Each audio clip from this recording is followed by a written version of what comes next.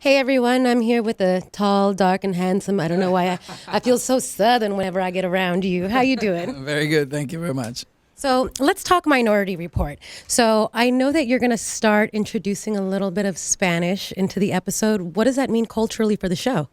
It means everything.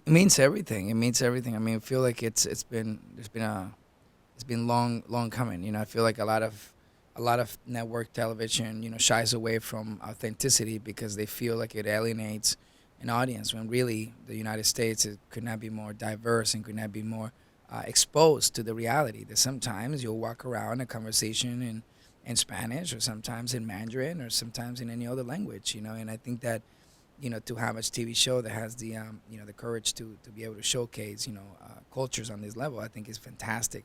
Specifically our culture, because the Latino community, has been waiting to be honored, on this authentic level, and I couldn't be more excited that Steven Spielberg and the Fox Network would want to produce something that is as authentic, and most importantly, show show a future, that's a little brighter for us as a community too. So as a character that's portraying Latinos in a very positive light, I think it was exciting to have that very same character introduce that authenticity, to our culture. So it's fun. It's exciting. It's exciting. It was long timing that on primetime television on the Fox network we could hear a full scene in Spanish.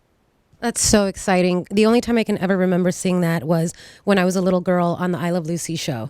And then Ricky would spout off in Spanish, but it's really exciting to see it happening now and in 2065.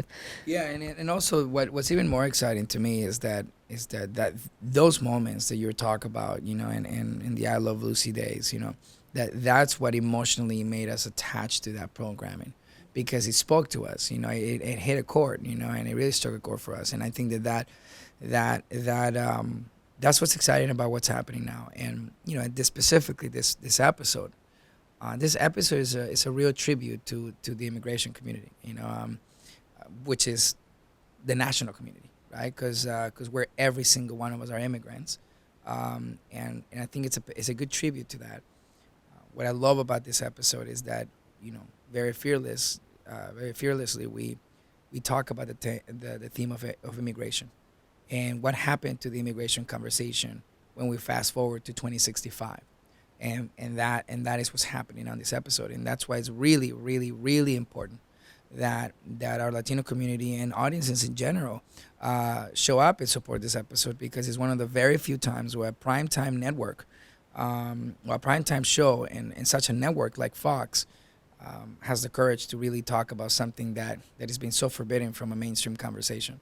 So for me, this is one of those few instances. This is one of those few opportunities for our community to come strong and support and watch this episode as it honors our community and our culture, but most importantly, allow this episode to start a conversation on the mainstream level.